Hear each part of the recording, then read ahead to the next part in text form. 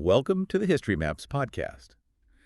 Think about running a multinational corporation today. Right. You have a massive territory to manage, and to keep things secure, you employ a private security force of roughly 135,000 heavily armed men. That is a substantial workforce. Yeah, it is. Yeah. Now consider the business strategy of, systematically cutting their relative pay. Right. Blocking them from ever reaching upper management, routinely insulting their core religious beliefs, and finally handing them a highly lethal brand new weapon. I mean, that sounds like a textbook recipe for corporate suicide. Exactly. Yet, this was the exact scenario engineered by the British East India Company in the year 1857. It really was. Today, we are undertaking a deep dive into the source material, covering an event that completely shattered the largest corporate empire in human history, the Indian Rebellion of 1857. It is a massive topic. For you listening, our mission is to move past the superficial timeline. We want to unpack the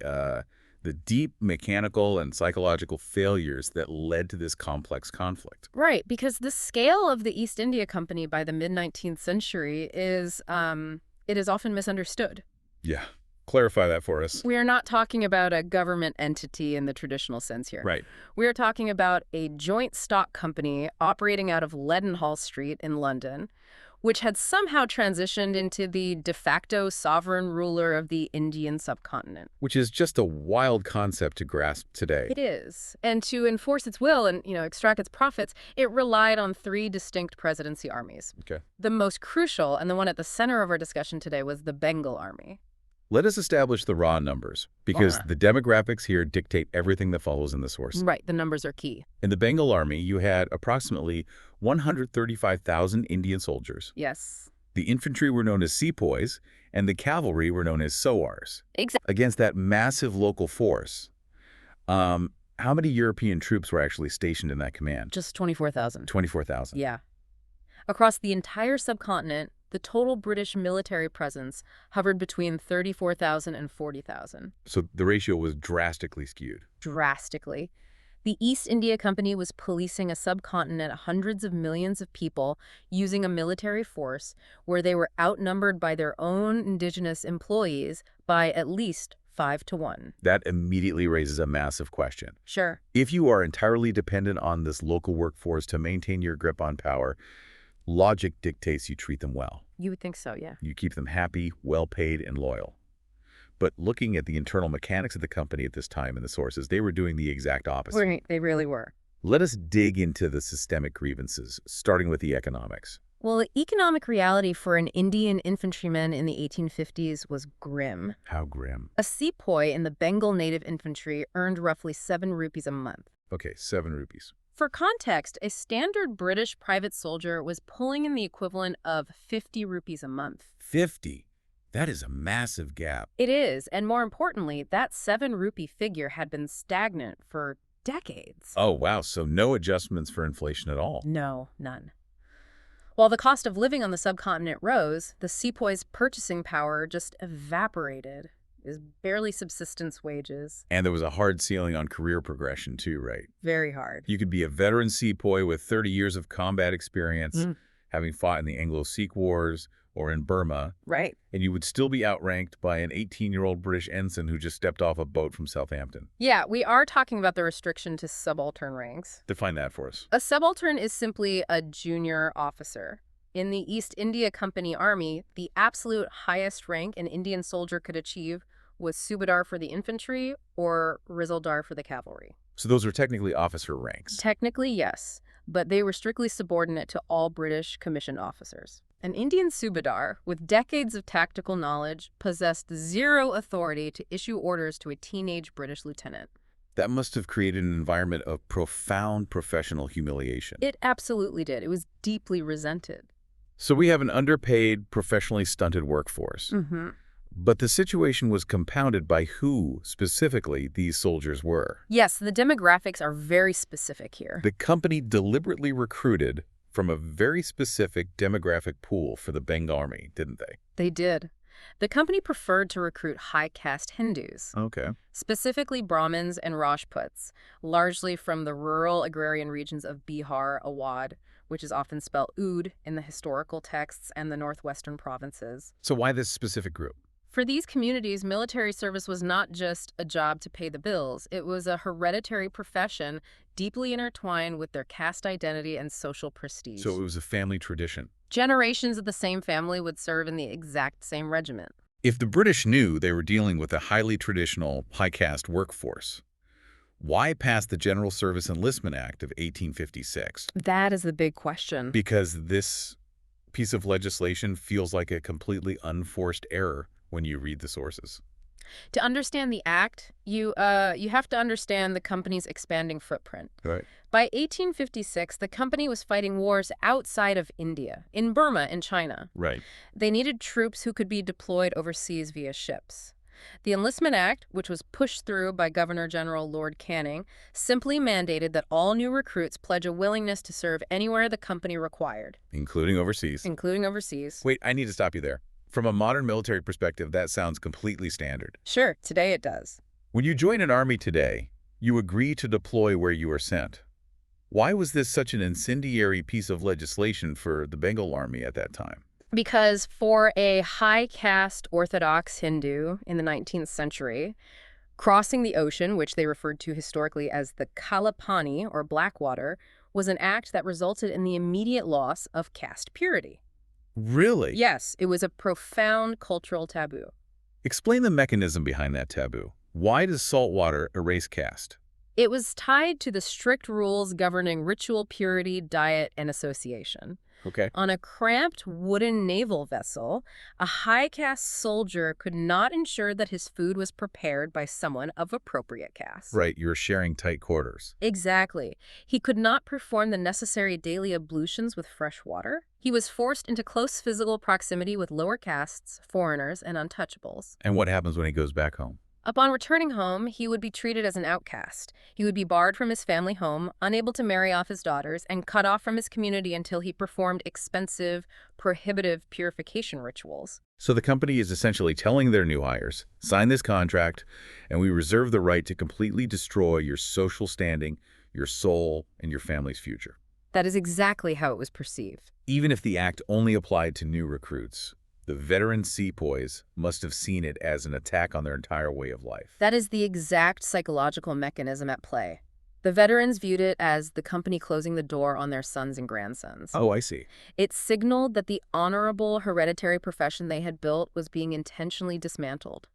It demonstrated a total detachment by the British officer class. The officers were detached from their men. Completely. Decades earlier, British commanders were deeply pragmatic.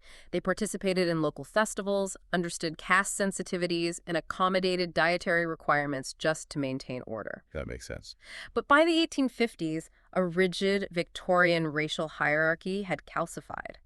British officers actively distanced themselves from their men. They viewed their religious practices with open contempt. And it was not just military policy that was causing friction. Let us move out of the barracks and look at the broader political landscape in the sources. Right. Because the company was aggressively rewriting the rules of sovereignty. And the primary weapon here was the doctrine of lapse. The doctrine of lapse is crucial here. It was an administrative policy masterminded by the previous Governor-General, Lord Dalhousie. How did it work? Before Dalhousie, if the ruler of a princely state in India died without a biological male heir, long-standing Hindu tradition and legal precedent dictated that the ruler could adopt a son. Right. This adopted son would inherit the throne, perform the necessary funeral rites, which are vital in Hindu theology for the deceased soul, and continue the dynasty. And Dalhousie just decides to nullify a centuries-old tradition. He weaponized it for corporate expansion. Dalhousie declared that the East India Company, as the paramount power, had the right to recognize or reject these adoptions. Let me guess. In practice, he almost universally rejected them. If a ruler died without a biological son, Dalhousie declared the state had lapsed, and the company simply annexed the territory. They just took it. They seized its treasury, its lands, and its administrative control. The scale of that is quite severe. A private corporation is basically saying, your religious rights of adoption mean nothing to us. We are seizing your country. Yes. Which brings us to a specific annexation that fundamentally destabilized the Bengal army. The annexation of Oud in 1856. The annexation of Oud is the critical catalyst. Oud was the primary recruiting ground for the Bengal army. Right. It was the homeland for tens of thousands of sepoys. When Dalhousie annexed it, he didn't even use the doctrine of lapse. He simply claimed the local Nawab was governing incompetently. Just flat out took it. The company moved in, disbanded the Nawab's army, putting thousands out of work, and immediately instituted harsh land revenue reforms. How did those reforms directly impact the sepoys who were serving the British? The company bypassed the traditional landowning aristocracy, known as the Taludars, and imposed heavy direct taxes on the peasant farmers. The families of the sepoys back in their villages were suddenly facing economic ruin.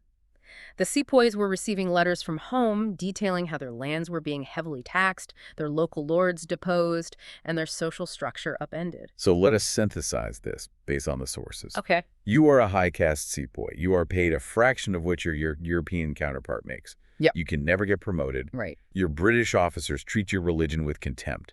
The company just passed a law threatening to send your sons across the Black Water and destroy their caste. Yes. And on top of all that, the company just invaded your homeland, deposed your king, and is taxing your family into poverty. It is a lot. You have a heavily armed, highly trained force pushed to the absolute psychological limit. The structural conditions for a massive revolt were entirely in place.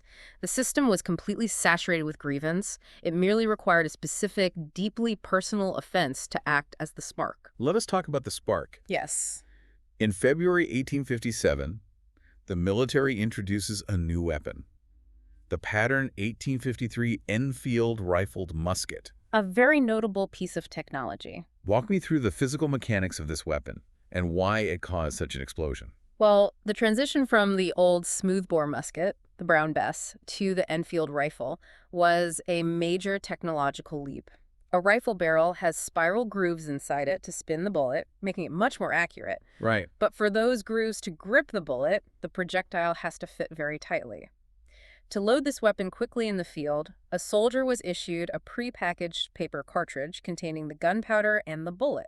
And because it's a tight fit, it requires lubrication. Correct. The paper cartridge was heavily greased, so the bullet could slide down the fouled barrel of the rifle. Okay. The loading drill required the soldier to physically bite the top of the greased paper cartridge off, pour the powder down the muzzle, and then ram the greased bullet home. So the grease goes right into their mouths. Yeah. And rumors begin to circulate about what exactly that grease is made of. The rumor that swept through the cantonments was that the grease was composed of a mixture of cow fat and pig fat. The theological implications there are catastrophic. Truly. For Hindu sepoys, the cow is sacred. Consuming its fat is a profound desecration. For Muslim sepoys, the pig is haram, forbidden. Touching or consuming its fat is deeply polluting. A question that often comes up in the material is, was the rumor actually true? Did the British really use cow and pig fat? Historical evidence suggests that animal tallow, including beef and pork fat, was indeed used by contractors in the arsenals at Woolwich in England, where the early cartridges were manufactured. Just because it was cheap. Simply because it was cheap and readily available. When the British realized the issue, they hastily tried to switch to beeswax and mutton fat and allowed sepoys to grease their own cartridges. But by then, it did not matter. Because the trust was already entirely gone. The factual reality of the grease's composition became irrelevant compared to the perception of the company's intent. In a colonial setting where the governing body has already repeatedly demonstrated cultural hostility, taking away adoptions, taxing lands, threatening overseas deployment, a rumor like this is not viewed as a bureaucratic oversight. It is viewed as a calculated, deliberate weapon. Exactly. The sepoys believed the British were intentionally forcing them to consume this fat, to pollute them, strip them of their caste, sever them from their communities, and leave them with no choice but to convert to Christianity. So it was perceived as a systematic campaign of cultural eradication. Yes. Once a soldier believed that biting the cartridge meant eternal damnation and social death, military discipline evaporated. It became a matter of spiritual survival. We see this boil over very specifically at the military cantonment in Barrackpore on March 29, 1857. Yes, a very famous incident. This is the moment of Mangal Pandey. Mangal Pandey was a sepoy in the 34th Bengal Native Infantry. Pushed to the brink by the rumors and the palpable tension, he armed himself, paced in front of the quarter guard, and openly called for his fellow sepoys to rise up in defense of their religion. He just walked out and started calling for a revolt. Yeah. And when a British officer, Lieutenant Bao, rode out to confront him, Pandy fired, hitting Bao's horse. A physical altercation ensued involving Bao, Sergeant Major Hewson, and Pandy. And when the British ordered the Indian quarter guard to arrest Pandy, they refused. They did. Only one soldier, Sheikh Paltu, intervened to protect the British officers. Eventually, Pandy tried to turn his weapon on himself, survived, was court-martialed, and hanged on April 8th. The execution of Mangal Pandy and the subsequent disbanding of his regiment was intended by the British to be a severe display of authority, right? That was the intention. Instead, it canonized him as a martyr. It proved to the rest of the Bengal army that the company would use lethal force to enforce the use of the polluted cartridges. The tension simmers for a few more weeks. The British think they've handled it, but then we arrive at Meerut on May 10th, 1857. Right, Meerut. How does Meerut differ from the isolated incident at Barrackpore? Meerut was the tipping point because it involved collective organized defiance followed by an immediate tactical decision. Okay. A few days prior, 85 troopers of the 3rd Bengal Light Cavalry flatly refused to accept the new cartridges during a parade. 85 of them. The British response was draconian. They court-martialed the men, sentenced them to 10 years of hard labor, stripped them of their uniforms in front of the entire garrison, and shackled them in irons. Humiliating them in front of their peers. It was a disastrous psychological miscalculation. The next day, May 10th, which was a Sunday, the remaining sepoys in the garrison broke. They just snapped. They mutinied, stormed the jail to free their 85 comrades, killed several British officers and civilians, set fire to the cantonment, and made a highly strategic decision. They immediately marched overnight toward Delhi. Why Delhi? It is a mutiny of cavalrymen. They just broke their friends out of jail. They are furious. Why not secure Meerut or head to their home villages? Why march on the old capital? Because without a political objective, they're just a mob of mutineers waiting to be hunted down by the British Army. Right. Marching on Delhi was a search for legitimacy. Delhi was the historical seat of the Mughal Empire. By capturing Delhi, they were attempting to elevate a localized military breakdown into a sovereign political revolution. They arrived in Delhi on May 11th, seized the city, and confronted Bahadur Shah II. Yes. Now, this is a fascinating dynamic from the sources. You have thousands of heavily armed, aggressive, mutinous soldiers showing up at the palace of an 82-year-old pensioner. It is quite a scene. Bahadur Shah II possessed no real military power. He spent his days writing poetry and living off a stipend provided by the East India Company. He was completely dependent on them. The British had already informed him that upon his death, his heirs would have to vacate the Red Fort and lose the imperial title. He was an emperor in name only. Yet the soldiers demand he lead them. He initially hesitated, understandably so. He had no treasury to pay them and no administrative apparatus to govern them. Right, he had nothing. But the soldiers essentially forced his hand, proclaiming him Shahinshai Hind, Emperor of India. And his symbolic value is what mattered. His symbolic value was absolute. To the millions of people across the subcontinent, the Mughal emperor, however diminished, was still the legitimate sovereign. So they use him to validate the uprising. By placing him at the head of the movement, the sepoys transformed their military grievance into a war to restore the old political order. Once that news ripples outward that Delhi has fallen and the Mughal emperor is back in power, the entire Gangetic Plain fractures. It really does. The administrative control of the East India Company just vanishes in a matter of weeks. We see uprisings in Kanpur, Lucknow, Jhansi, Bareilly, and Bihar. But when you examine the mechanics of this spread, it was not a unified, centrally planned operation. Not at all. It was highly decentralized. You can think of it as a series of concurrent regional wars of liberation operating under the very loose, nominal umbrella of the Mughal emperor. So no central command. There was no central high command issuing orders from Delhi to the other fronts. The rebellion in each region was spearheaded by local aristocrats and leaders who had their own specific, localized scores to settle with the company. Let us examine one of these leaders in depth, because her story illustrates the complexity of the resistance perfectly. I want to talk about Rani Lakshmibai of Jhansi. Ah, yes. She is often portrayed in popular history as this immediate, fiery warrior queen who wanted war from day one.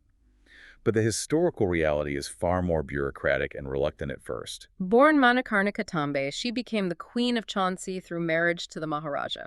In 1853, her husband died. And they had no biological heir? They did not have a biological son, but they had formally adopted a boy, Damodar Rao, complete with all the necessary Hindu religious rites the day before the Maharaja's death. And this is where Lord Dalhousie's doctrine of lapse swings into action again. Precisely. Dalhousie refused to recognize Damodar Rao's claim to the throne. The East India Company annexed Jhansi, seized the state jewels, deducted her husband's debts from her modest pension, and ordered her to leave the fort. Did she immediately declare war? No. And this is crucial to understanding the political sophistication of the time. She initially attempted to fight the company using their own legal system. She hired a lawyer. She hired a British lawyer, John Lang, and sent petitions directly to London arguing that her husband's dynasty had been famously loyal to the British and that the adoption was legally and religiously sound. So she tried to play by their rules. She tried to navigate the bureaucratic channels. It was only when her appeals were entirely dismissed and the 1857 rebellion reached Jhansi, causing British civil authority to collapse, that she was forced into a corner. The British accused her of complicity in the massacre of British officers in Jhansi, which she vehemently denied. Right. But once she realized the British intended to hold her responsible regardless, and with her territory under threat from neighboring rival princes taking advantage of the chaos, she took up arms. And once committed, her transformation was absolute. She organized the defense of her city, cast new cannons, recruited a massive volunteer force, including a unit of female soldiers, and personally led her troops in battle.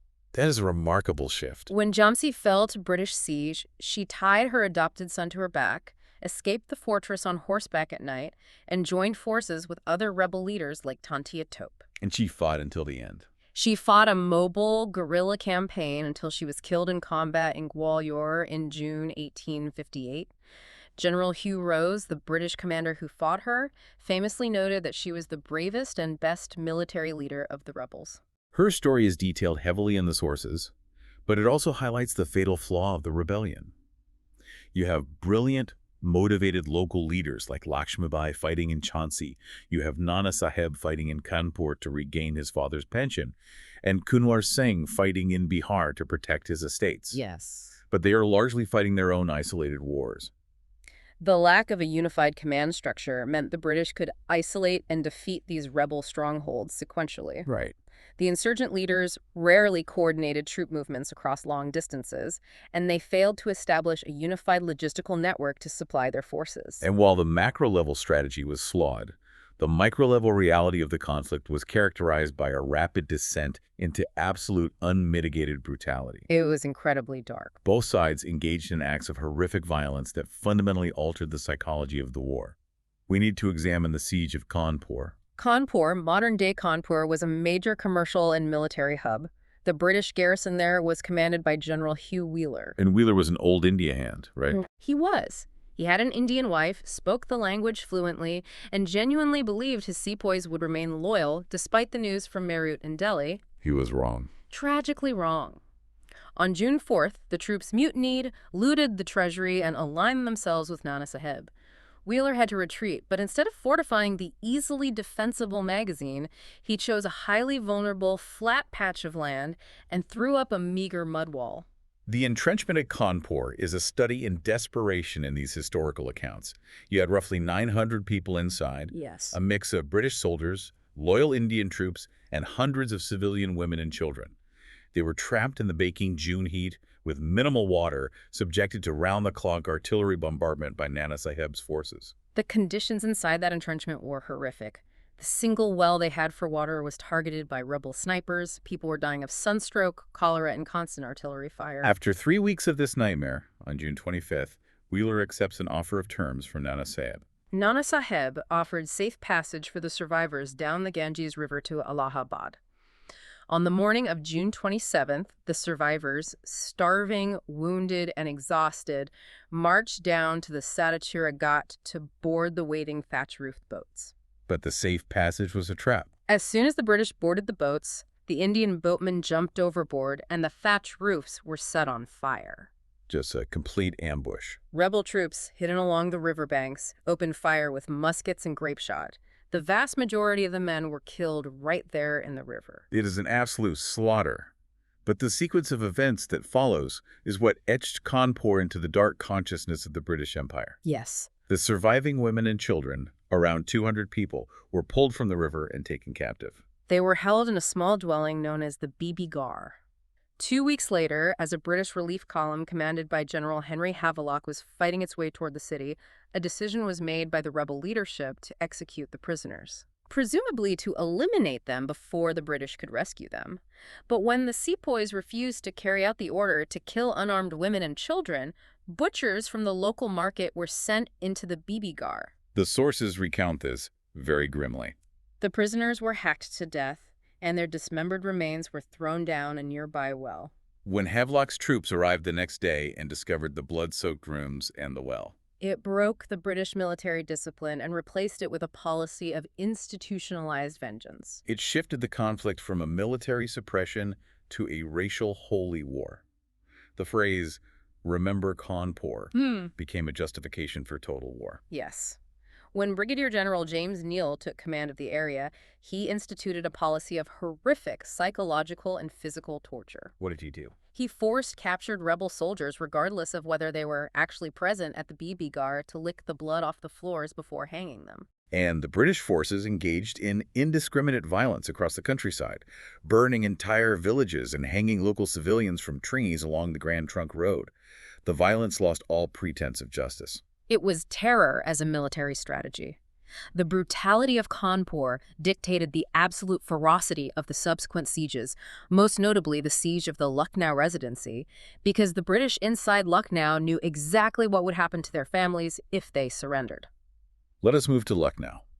The Residency in Lucknow was a sprawling complex of buildings, spanning about 1,000 yards, acting as the British administrative headquarters in the recently annexed state of Awadh. Yes. The chief commissioner, Sir Henry Lawrence, saw the rebellion coming and fortified the compound. At the end of June, the British were defeated at the Battle of Chinhat, just outside the city, and retreated into the Residency. They were immediately surrounded by an insurgent army numbering in the tens of thousands, commanded in part by Begum Hazrat Mahal, the brilliant wife of the deposed Nawab. The scale of the siege of Lucknow is claustrophobic. Just days into the siege, Henry Lawrence is killed by an artillery shell exploding in his room. Right. Command falls to Lieutenant Colonel John Inglis. You have around 1,600 defenders holding a perimeter of crumbling buildings against constant, highly accurate artillery fire. And the rebels employ mining tactics. Because the rebels could not simply storm the fortified walls without taking massive casualties, they dug tunnels underneath the British positions, packed them with gunpowder, and attempted to blow the defenses apart from below. The British response was led by Captain Peter Fulton, who organized a countermining operation. Yes. You have British and loyal Indian sappers digging tunnels in absolute pitch darkness, listening for the sound of rebel pickaxes, trying to intercept the enemy tunnels and blow them up before the rebels could detonate their charges under the Redan battery. It is subterranean, terrifying warfare. I want to highlight a critical detail you just mentioned. The loyal Indian sappers.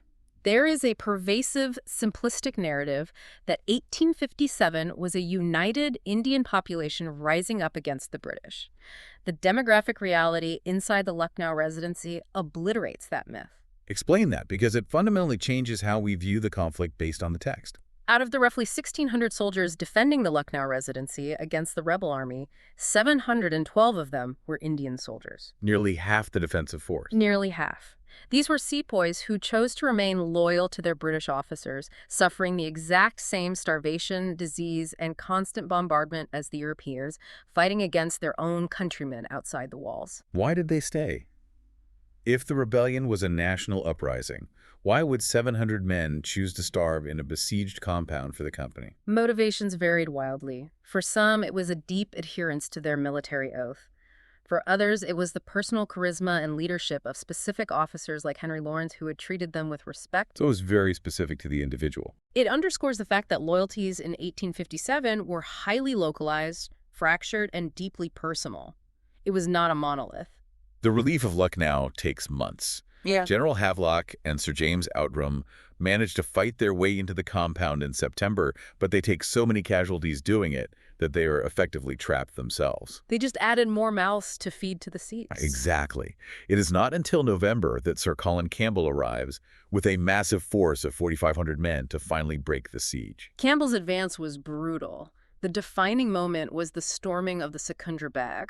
What was that? A walled garden on the outskirts of the city, heavily fortified by rebel troops. Campbell's artillery blasted a small hole in the wall, and British Highland regiments and Sikh troops poured through the breach. The resulting close-quarters combat was a slaughter. The British troops, still fueled by the memory of Cawnpur, trapped roughly 2,000 rebel soldiers inside the walled garden. They used the bayonet. All of them. Almost none of the 2,000 defenders escaped. It was a tactical breakthrough, allowing Campbell to evacuate the civilians from the residency, but the sheer scale of the violence reflects the total breakdown of any rules of engagement. Campbell evacuates the civilians, falls back, consolidates, and returns in March 1858 with a massive army of 20,000 men to finally clear Lucknow of insurgents. Yes. Which brings us to the macro-level resolution. The rebels had the element of surprise. They vastly outnumbered the British initially. They held the major armories. Why did this massive uprising fail? It failed due to a combination of internal fragmentation among the rebels and the overwhelming global logistical power of the British Empire. Let's break that down. The internal fragmentation. We mentioned the lack of a unified command, but it was deeper than just tactics, right? It was ideological and regional. The rebellion was largely confined to the Gangetic Plain in central India. The Bombay Army and the Madras Army in the south remained largely loyal to the company. Many of the powerful princely states like Hyderabad, Gwalior, and the Rajputana states calculated that the British would ultimately win, and they actively assisted the company to preserve their own power. And the most devastating strategic blow to the rebels came from the Punjab. The role of the Punjab is the strategic key to the British victory. The Punjab had recently been conquered by the East India Company in the 1840s after brutal wars with the Sikh Empire. Okay. Ironically, the British had used the Bengal army, the very high-caste sepoys now mutinying, to conquer the Sikhs. So there is deep historical enmity between the Sikhs in the Punjab and the mutinying sepoys, whom they called Purbias, or Easterners. Exactly. The Sikhs had no desire to support a rebellion that aimed to restore the Mughal emperor in Delhi, given the historical persecution of the Sikhs by the Mughal Empire. Right. Nor did they want to ally with the Bengal army soldiers who had just defeated them a decade prior. The British administrators in the Punjab, like John Lawrence, immediately recognized this. So they capitalized on it. They aggressively recruited Sikh and Gurkha troops, promising them the opportunity to march on Delhi and loot the Mughal capital. The British essentially leverage historical regional hatreds to build a massive counterinsurgency force. Yes. By 1858, the British had raised over 100,000 native troops, predominantly from the Punjab and Nepal, to fight the Bengal army rebels. And the British utilized their technological advantages, too. They did. They controlled the nascent telegraph network, allowing them to coordinate troop movement across the continent instantly, while rebel leaders relied on messengers on horseback. And the British had the ability to pull resources from a global empire.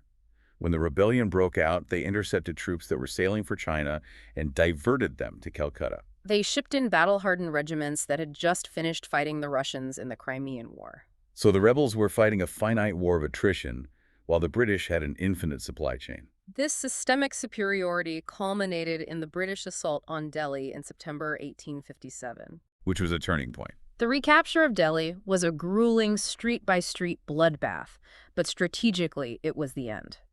The British captured Bahadur Shah II, murdered his sons, and exiled the emperor to Rangoon. By removing the symbolic center of gravity, the British fractured the rebellion back into isolated pockets of resistance, which they spent the next year systematically crushing. Yes. The military victory was total, but the political fallout in London was immediate. The rebellion proved beyond any doubt that allowing a private corporation to govern a subcontinent through an aggrieved mercenary army was a catastrophic failure. The East India Company had to be dismantled. How did that happen? The British Parliament stepped in swiftly. On August 2nd, 1858, they passed the Government of India Act. This legislation formally abolished the East India Company. Okay. All of its territories, its administrative apparatus, and its armies were transferred directly to the authority of the British Crown. This marks the official beginning of the British Raj. Yes, it does. The administrative structure was overhauled. The Board of Control in London was replaced by a new cabinet-level position, the Secretary of State for India. And in India. In Calcutta, the title of Governor-General was upgraded to Viceroy, serving as the direct representative of the British monarch. To pacify the population, Queen Victoria issued a proclamation in November 1858.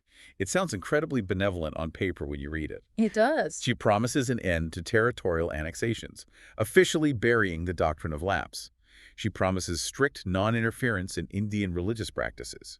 And she promises equal protection and equal opportunity under the law for all her subjects, regardless of race or creed. The proclamation was a masterclass in political rhetoric aimed at neutralizing the specific grievances that caused the 1857 uprising. But in reality, However, the actual policies implemented by the British administration were not focused on benevolence. They were focused on rigorous, systemic control designed to ensure a mutiny could never happen again. how did they restructure the military to prevent another uprising? They applied a strict doctrine of divide and rule. First, they fundamentally altered the racial ratio. Right. Before the mutiny, it was 5-1. Under the new system, in the Bengal Army, the ratio was fixed at 1 European soldier for every 2 Indian soldiers. In Madras and Bombay, it was roughly 1-3. And if I'm reading the sources right, they also changed who they recruited, yeah. Drastically. The British developed the pseudo-scientific martial races theory. What's that? They actively stopped recruiting high-caste Brahmins and Rajputs from Awadh, blaming them for the mutiny.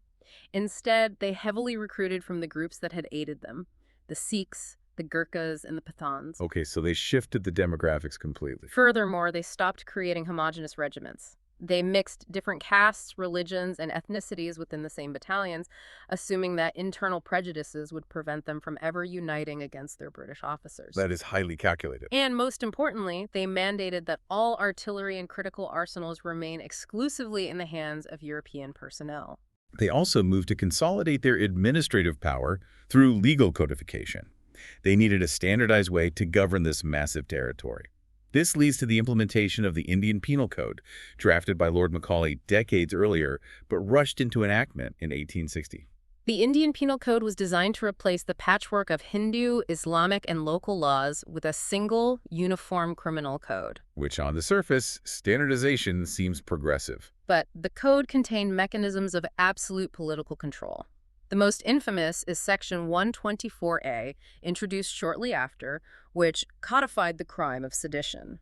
Define how they use sedition. Section 124A made it a criminal offense to excite or attempt to excite disaffection towards the government established by law in India. That is very broad. It was incredibly broad. It gave the colonial state the legal authority to crush any political dissent, any journalistic criticism, and any nascent nationalist organizing. It was a direct legal response to the trauma of 1857. And we have to address the glaring hypocrisy in the legal system here. Queen Victoria promised equal treatment under the law, but the reality of the Code of Criminal Procedure, enacted in 1861, included explicit extraterritorial jurisdiction for Europeans. This is a critical point. Extraterritoriality meant that a British citizen living in India could not be tried by an Indian judge in a district court. So they were exempt from local judgment. If a British planter committed a crime against an Indian peasant, the British citizen had the legal right to demand a trial by a European judge and a European jury. So the law is equal, unless you are white. The legal framework established after 1857 created a veneer of bureaucratic stability, but it fundamentally institutionalized racial hierarchy. Right. The East India Company's chaotic exploitation was replaced by the Crown's efficient, cold, and legally sanctioned authoritarianism. The physical battles ended in 1858, but the ideological battle over how to define this conflict has raged ever since. The nomenclature, what we actually call this event, is heavily loaded. Let us analyze the historiography. How a society names a conflict dictates how it remembers the legitimacy of that conflict. Sure. In the immediate aftermath, British politicians and historians, such as Sir John Kay, aggressively framed the event as a sepoy mutiny. Why is the word mutiny so vital to the colonial narrative? Because a mutiny implies a localized, unjustified breakdown of military discipline. By framing it as a sepoy mutiny, the British actively diminished the massive civilian participation. They just wrote it out of the story. They erased the thousands of peasants, the displaced landlords, and the deposed royalty who fought. It allowed the British to argue that their rule in India was fundamentally just and beneficial, and the violence was merely the result of superstitious, ungrateful soldiers upset over a rifle cartridge. It sanitizes the economic exploitation. But fast forward 50 years, and we see the birth of the Indian nationalist movement. They need a unifying historical narrative.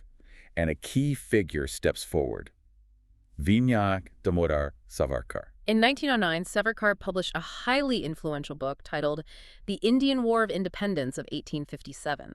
So he completely flips the narrative. Savarkar totally inverted the British narrative.